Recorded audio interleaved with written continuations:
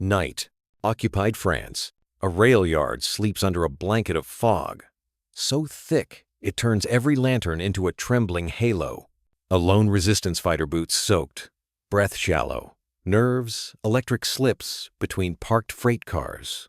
Every sound feels amplified. The hiss of steam, the clink of his belt buckle, the distant footsteps of a German sentry patrolling somewhere in the dark. He stops at the base of a massive locomotive engine, its iron skin ruddy at this heat.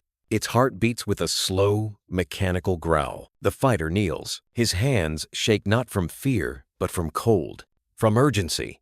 He removes something from his pocket. Not a bomb, not a gun, not a complex device that requires skill or tools. Just a tiny metal tube, no longer than a cigarette. He cracks it like a glow stick. No light, no sound, just a chemical reaction beginning quietly inside. He wedges it deep into the engine's coal hopper, connected to a fist-sized explosive. Then he walks away, not running, walking. 20 minutes later, as he disappears into the tree line, the fog lights up with a silent flash. A split second later, a thunderclap. The locomotive erupts. Steel plates peel upward like ragged petals. The boiler bursts in a plume of shrapnel and steam that rains over the entire yard. By dawn, German engineers arrive and stare at the wreckage in disbelief. No timed fuse, no clockwork mechanism, nothing that made sense. Just an engine leveled by a weapon so quiet, so cheap, so brutally simple, it felt more like sorcery than sabotage. Fade to black. The device the Germans found, or rather failed to find, was the OSS Time Delay Pencil Timer, a weapon that cost less than a soldier's boots, and yet could cripple rail lines, destroy armored convoys, shut down power stations, collapse bridges, and assassinate officers without a single shot fired. It looked harmless, almost laughable. No bigger than a crayon, made of soft metal, cheap chemicals. But inside that simple tube lived one of the most feared tools of the entire war. To resistance fighters in France, Poland, Norway, Yugoslavia, this wasn't just a device. It was a miracle. It allowed ordinary civilians, farmers, students, waiters, laborers, to become ghosts, saboteurs, executioners, and legends. Hitler hated it so much, he ordered internal memos demanding it be confiscated, banned, and traced at all costs. But he couldn't stop it. Nobody could. Because the brilliance of the time delay pencil was its stupidity, its simplicity, its ugliness. It was the weapon that shouldn't have existed, yet changed the war from the shadows. Before this device existed, sabotage was a disaster waiting to happen. Operatives had three terrible options. Option 1, mechanical timer bombs, loud ticking, delicate gears, failed constantly, impossible to conceal, needed tools to set a death sentence in occupied territory. Option 2, chemical fuses, unpredictable burn rates. Weather ruined them. Too visible, too fragile, often detonated prematurely, not ideal when you're inches away from a patrol. Option 3, electrical detonators, required batteries. Batteries failed in cold weather. Bulky wires, easily discovered, useless for long delay sabotage. Completely impractical for resistance fighters who had to walk miles, carry no suspicious items, and blend into civilian life. Sabotage needed something. Small, silent, predictable, concealable, and so cheap it could be mass-produced and handed out like candy wrappers. Something that turned any civilian into a one-person demolition crew. A device the Germans wouldn't see, wouldn't hear, and could never predict. Engineers said it was impossible. The OSS disagreed. The pencil timer solved all those problems with a design that felt more like a magic trick than military engineering. Here's how it worked in cinematic terms. No jargon. Step 1. Ampere soft metal tube. The outer body was made from thin aluminum or lead. Cheap. Weak. It looked like trash. Step 2. The glass ampoule. Inside the tube was a tiny glass vial filled with copper chloride solution, a chemical strong enough to eat metal. This was the heart of the demon. Step 3. Ampere's spring under pressure. A steel spring inside was held back by a thin metal wire. When the wire snapped, the spring launched a striker, which hit a primer, which triggered the explosive. Simply, clean, elegant, Step 4. Time delay through corrosion. When an operative crushed the tube, the glass ampoule shattered silently. The chemical flooded the wire. From that moment, the weapon was a ticking ghost. No ticking sound, no gears, nothing mechanical, just chemistry quietly gnawing through a wire. Engineers calibrated the thickness of the wire precisely so it would weaken and snap anywhere from 10 minutes to 24 hours, depending on the model. That tiny delay, invisible, predictable, undetectable, is what made it devastating. Why it was genius. No sound, no smoke, no moving parts, no need for tools, no skill required, no detectable signature, and impossibly cheap to manufacture. The Germans had nothing like it. Nothing even close.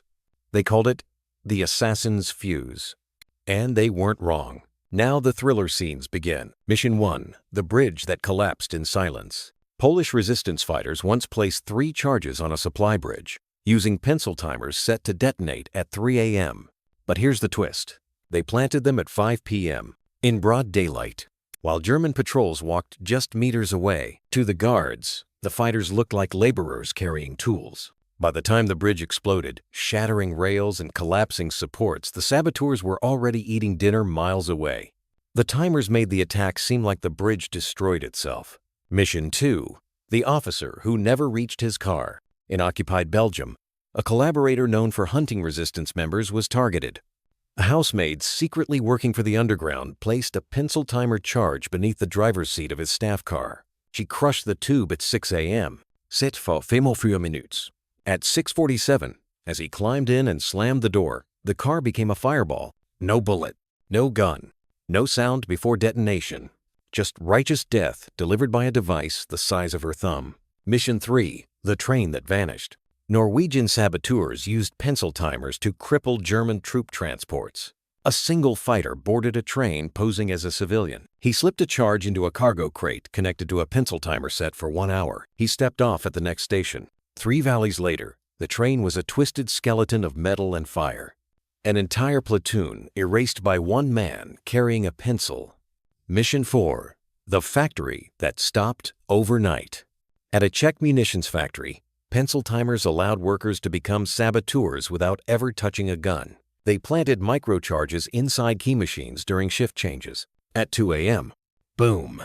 Then boom. Then boom. Every blast staggered production, caused confusion, and forced German officers to accuse each other of incompetence.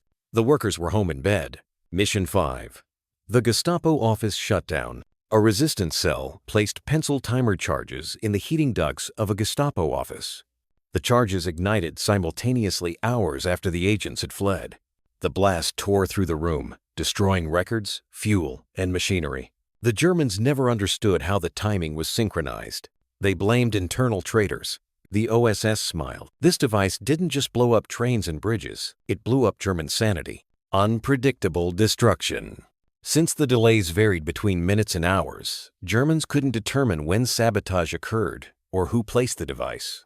They began interrogating civilians at random, accusing loyal workers, distrusting each other, paranoia in patrols. Patrols refused to inspect bridges closely. They feared a charge could be seconds away from detonation. Saboteur fever. German officers believed resistance fighters carried invisible, undetectable weapons because they did. Morale collapse. Imagine being a guard knowing a train could explode, a warehouse could ignite, machinery could self-destruct, all because of a device too small to see and too cheap to track.